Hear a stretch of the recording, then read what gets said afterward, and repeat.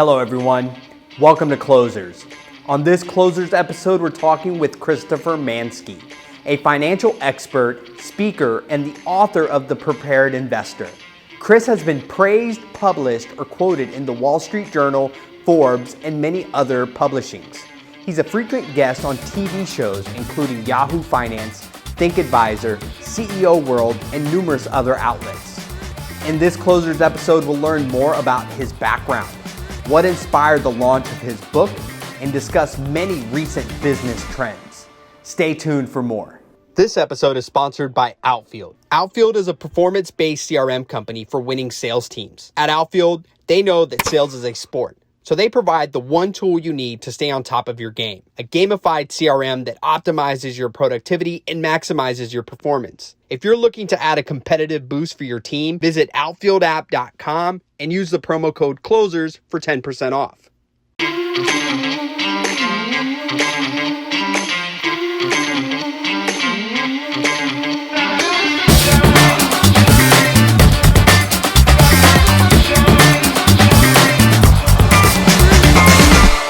Hey everyone, welcome to Closers. Excited to have Chris Manske with us today. He's a financial expert, a speaker, and author. Chris, welcome to Closers. Thank you. It's a pleasure to be here. Love it. We've gotten to chat over the last 30 minutes, just kind of warming up. Really excited to capture your story. If you could just talk to us, tell us about Manske Wealth Management and give us an overview there. Sure. I lead a disciplined and well-credentialed team providing sophisticated wealth management and individualized investment advice. What sets us apart from a lot of the other financial advisors, not just in this town, but across the nation, is that we provide a very clear service model. It's the mantra for the firm, and everything that we do is geared around this concept that we call every client, every month. And it's something that we're very passionate about because Wall Street typically doesn't have a service model. When you hire a financial advisor, you don't know if that person's going to call you once a year, or they call on your birthday, or they call every day. But with our team, everybody knows at a minimum they're going to get in touch with their advisor every month. Very cool. And so tell us more. You have a very interesting background. You studied at West Point. Then you were a captain in the Army, right? That's right. And then you got into wealth management. So tell us a little bit about that journey and, kind of some of the highlights along that way. Sure. Well, the transition was a lot easier going from the military to the civilian world than I would have guessed, because financial service is very similar in mindset to being in the Army. When I was part of the Green Machine, the idea was, there's a hill, there's a mission, you got to figure out how are you going to avoid the obstacles, how will you accomplish getting to the top of that hill with as little risk as possible. And you can see that sounds very similar to what an advisor does. The only difference is, it's a client gets to decide what the hill is, and we help them to identify what those obstacles are. And so mentally, I was really well suited to go into finance. It was an easy transition as far as that goes, but it was hard to leave behind the camaraderie. I mean, there's a lot of dog eat dog on Wall Street, and I don't know that I was prepared for that. Sure. And a lot of leadership is instilled in those, years at West Point and as you were in the military, right, as a captain. So I'm sure that translated very well into your career as a financial expert. Well, I think more than anything, it gave me a sense of I had to do something to become competent. I felt comfortable with leadership capability, but financial ability drove me to maybe be a little bit insecure about my resume. And so I ended up beefing up my resume so much that someone was like, well, this guy must have been scared people wouldn't appreciate his military background. And I was a little worried about that, and thank goodness some time at Rice University, got my CFP there, it helped me to move in the right direction. Very cool. And so tell us a little bit about some of your accomplishments as a financial expert. You've been featured in Forbes, Wall Street Journal. A lot of your publishings have been amplified. So talk about some of those and some other accolades you may have. Thanks. I've been lucky to have a voice with majority of the major outlets, whether it's TV or newspaper or magazine, especially in the financial center. My favorite one is not a super famous one, but Think Advisor is, they're really not scared to say things that maybe go against what Wall Street stands for. And my team and I, we are often going against what Wall Street stands for. And that's what led to the book, my first book that was published, called The Prepared Investor, that we see there. That is a crystal clear statement of Wall Street says X and it's not correct. Sure. So excited to dive into that, but staying on the topic of your firm, talk about its inception, what drove you to start your own practice, and how it's evolved over the last decade. Right. Well, at Merrill Lynch, I was able to serve as the lead advisor for the University of Texas Employee Assistance Program. And then the company selected me, among others at Merrill, for training advisors all over the United States. And as I had those experiences, it became clear to me that the client wasn't at the forefront of the typical brokerage model. Sure. And I wanted to try my hand at putting the client at the forefront. And one of the ways is what I had alluded to earlier is, most of the brokerages, the advisor decides, do they call their client today? Do they email their client today? How are they going to serve the communication requirements of that relationship? And what happens, typically, industry norms are, a client will hire their advisor, they'll get some kind of interaction with that advisor, but as the advisor's practice grows, that client might get less and less interaction. Sure. Because there isn't any standards on Wall Street for how to service the relationship. So that's the experiment that I started, and I started it over a decade ago. And I feel a little bit of vindication because Houston is the third or fourth largest city in the U.S., depending on how you measure it. It's hard in Houston to be one of the biggest. And now, 10 years later, we're one of the biggest, and that means that we must be doing something right. That's awesome to hear. Yeah, and the client first mentality, right? I think that as business models change, some of the antiquated processes stay the same, and not communicating and being effective, with your customer and your client and serving their needs is something that gets lost in, the discussion of profits and strategy and all these things, when ultimately you need to satisfy your customers. You're right. And so here's something that gets lost all the time, to talk to your point. When we go to receive service from almost any other industry, we pay them after they've done it. Absolutely. But not in the brokerage world. The pay is collected before anything happens.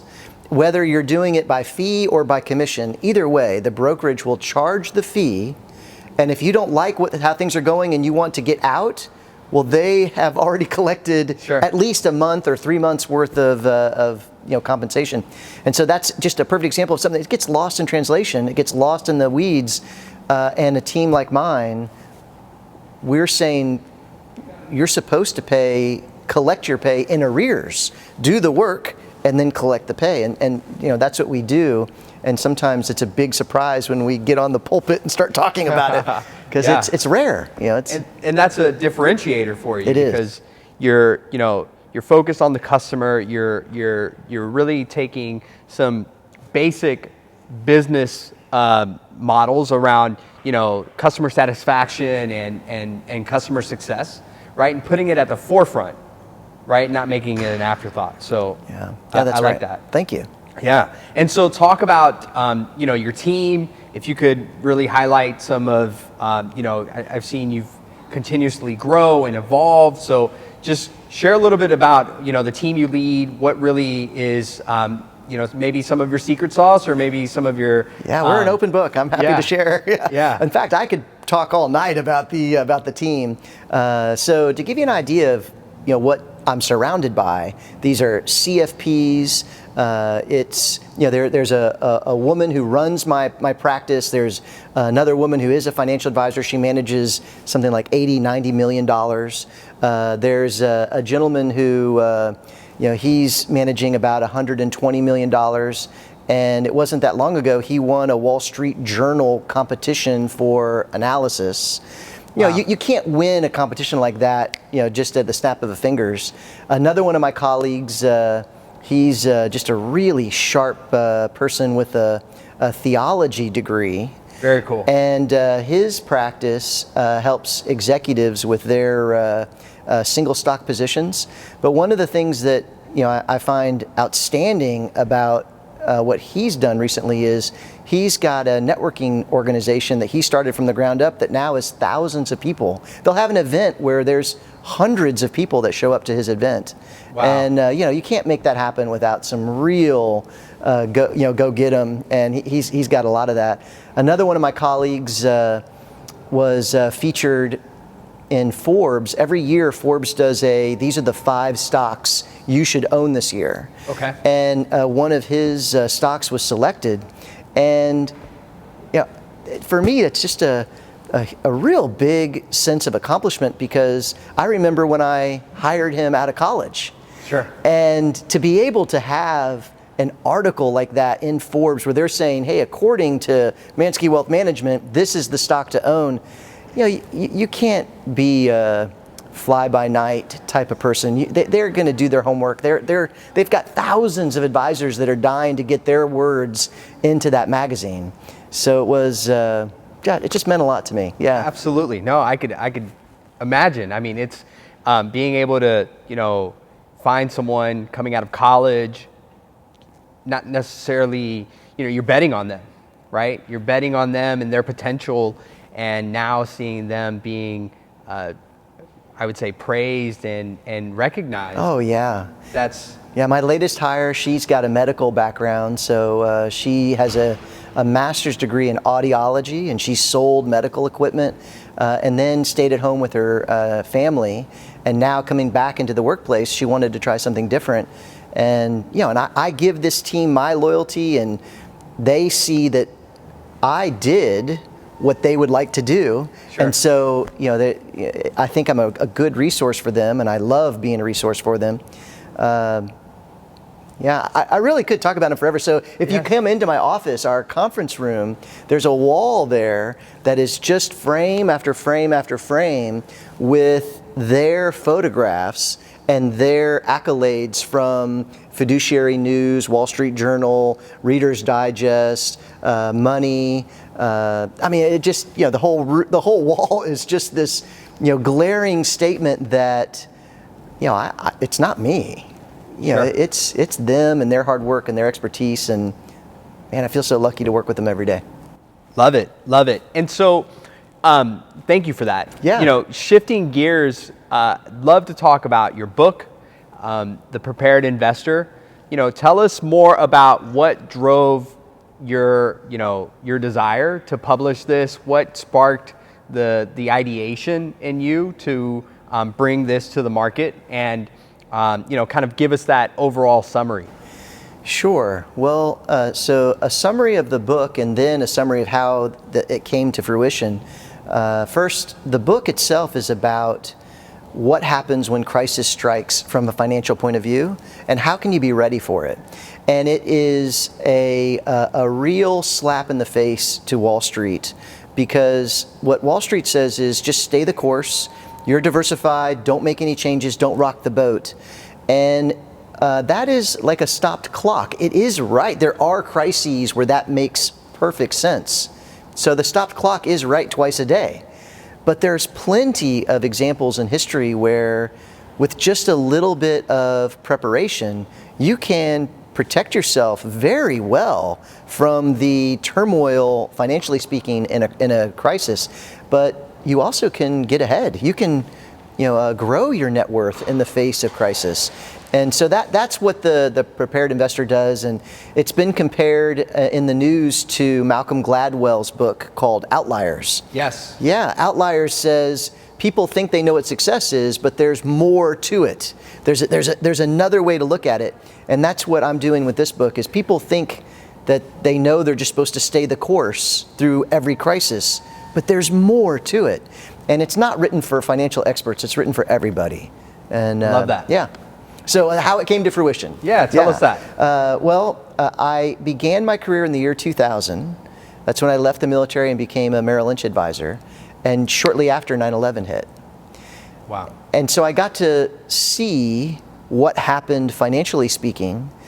And it just really stuck with me that all of the smart people in the room were telling me that we're going to have years where the markets are down, and it just wasn't true. The market rebounded very quickly.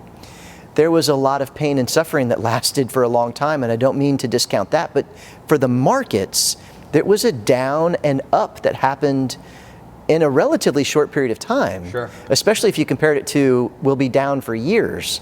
It just wasn't that way. And so because I was brand new and I was really listening to my mentors and to the people around me, and then comparing what I was being told to what was reality, it stuck with me that there's something going on there. And when I had the time and money, I paid for some research to be done on how crises affected the markets, and that research came back and there was a glaring, clear pattern. Sure. And I initially thought, oh, well, someone has already written about this. This is already named after somebody for sure. And turns out, no, it's something that I think needs more light shown on it. And I hope that my book helps the zeitgeist to absorb this truth. Definitely. And the stock market is a large set of data. Yeah. And so if you're looking at it from a macro perspective, right, you can see that it does this, right, to some degree.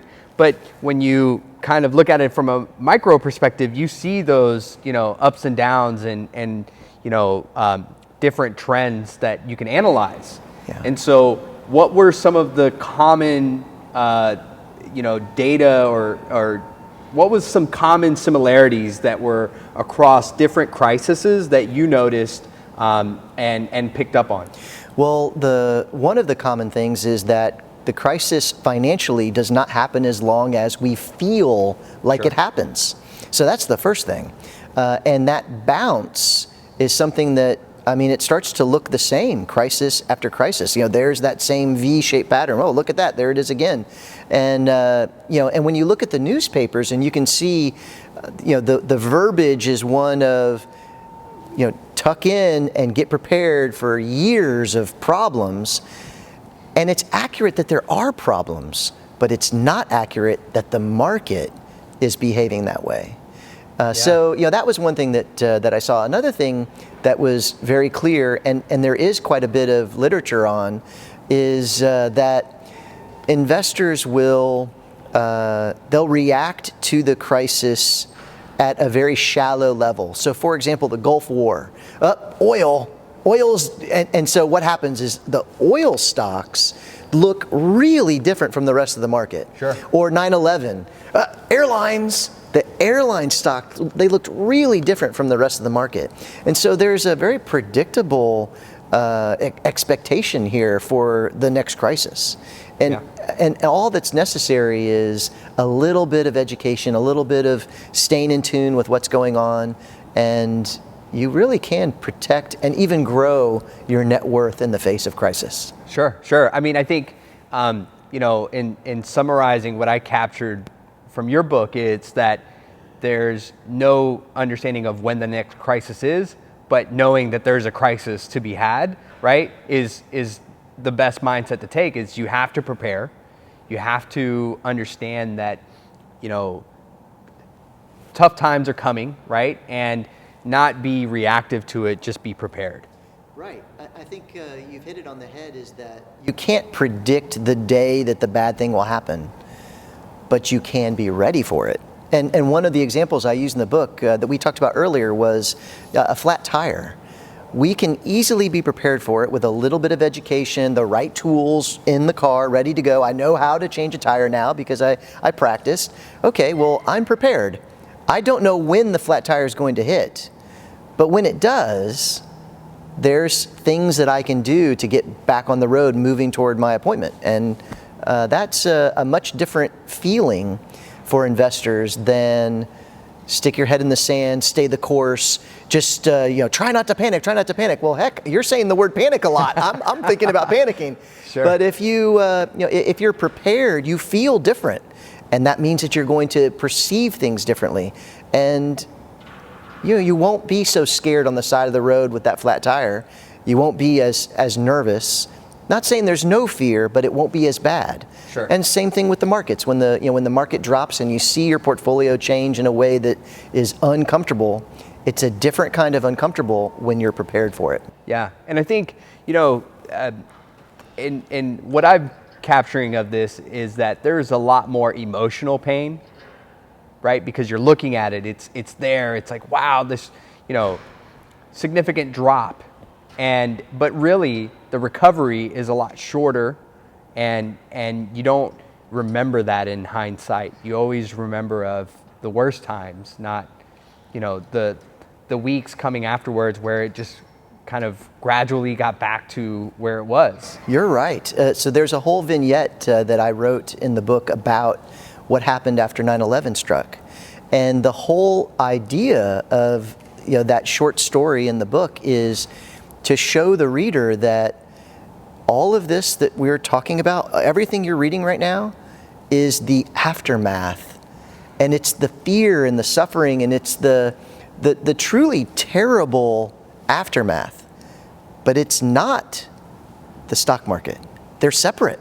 Sure. And it's good for people to catch on to that. Just like you have to catch on that, my spare tire, it's not the same as the regular tire. When I'm driving on the spare tire, I'll drive slow, because it's not the same. They're two different things. I have to do things differently. And so that's I've gotten a lot of compliments and comments about the power of that vignette, because it wasn't that long ago it happened, and many of us still remember it, and it triggers people. It's like, wow, I'm remembering that. And that feeling as you read it, I believe, drives home the point of just how poignant these crises can be to our feelings, like you said. Definitely. And that's different from what's happening with our money. Yeah, and I think that, we'll kind of dive into this here shortly, but when you look at retail investors that are getting into the market now, right, they're not as disciplined to remove emotion from their decisions as someone who's doing technical analysis and is really looking into understanding position and potential. Sure. Right? And so I think when you're in the news, when you're reading headlines or even FinTwit, as we talked about, that's right, yeah. It's hard to kind of break away from the noise and understand what is, what are the benchmarks to look for. What are the, positions that you want to take? Because adding that layer of emotion, and it's also programmed into us because we think of money as scarcity. Right. Right? But, everyone has money, right? To some degree, right? Even, panhandlers have money, right? But we're programmed around scarcity of money. And then when you tie in that emotional aspect to the decisions you're making, it compounds on you. You're right. There's two things that I do in the book. One is I show people how to break through that noise by setting up specific columns just to take notes. You don't have to do those columns specifically, but really breaking it down. Like, look, this is the information that if you can just capture that, record it, look back at it over time, you're going to see the pattern without any emotion. I mention in the book one of the action steps is who specifically to pay attention to at the global level, because there are only so many nations that really do have market moving capability as far as nations that have nuclear weapons as opposed to a nation that doesn't. Sure. So there are leaders that are worth following, and there are leaders that maybe if you wish to, but for the purposes of being prepared, you can set that aside. And so being able to know this is who I'm paying attention to, this is the information I'm looking for, that's part of being prepared. Absolutely. So in terms of the prepared investor, talking about crises and your book came out in 2020. That's right. That's right. And so you were writing a book about being a prepared investor for a crisis as a crisis was coming. Talk about, that whole kind of time frame and timeline and how, that was relative to what was happening in the real world. Well, the book was pretty well done when March of 2020 and quarantine struck, and the publisher had set a launch date right around there. I think it was maybe April. Wow. And what happened was, that quarantine struck, and I had used a virus and a contagion as a possible crisis. And so they asked me if I could rework that and put in a case study with something related to what we were going through. I said I was happy to do that, and it didn't take very long at all. I mean, we had that same V-shaped pattern that was done. That pattern was done in less than a month. Yeah.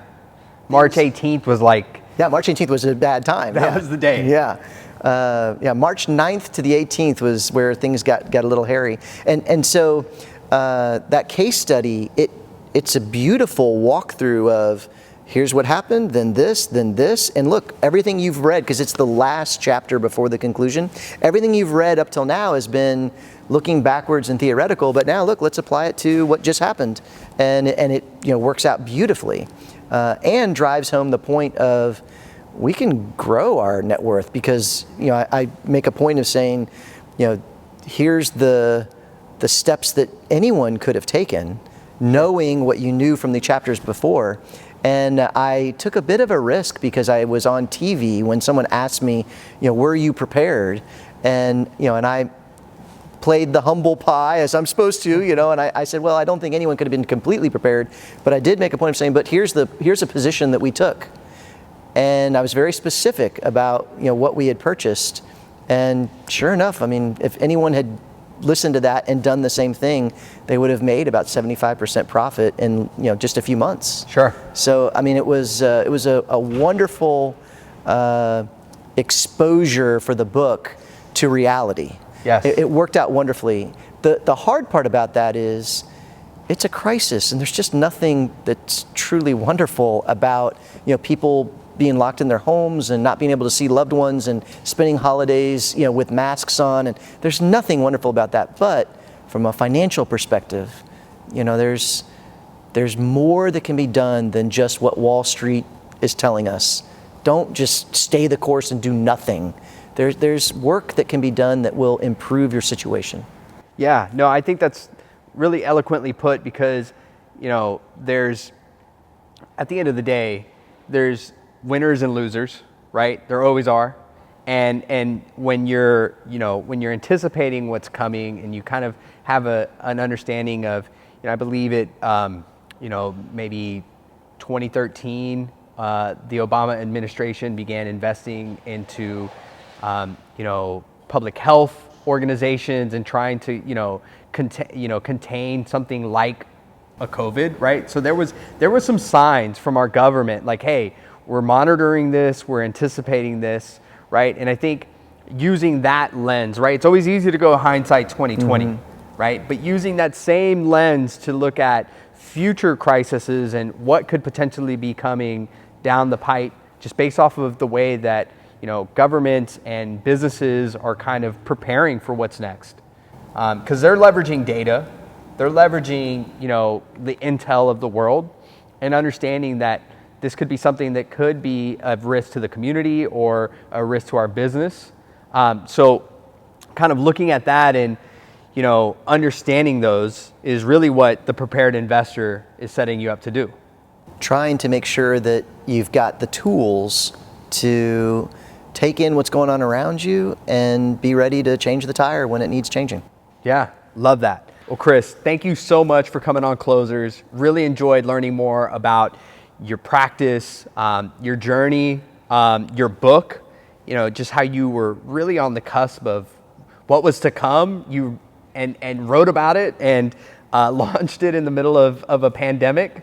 I'm excited for what's to come. You know, your practice is growing. You've got another book on the horizon, and just, you know, your whole mindset around, you know, taking what's being told to us and questioning, you know, the status quo, really speaks to you being a closer and how, you know, you're going about your business. So thank you. Thank you. Yeah, awesome. For those that tuned in, thank you for checking out Closers. Can't wait to catch you next time.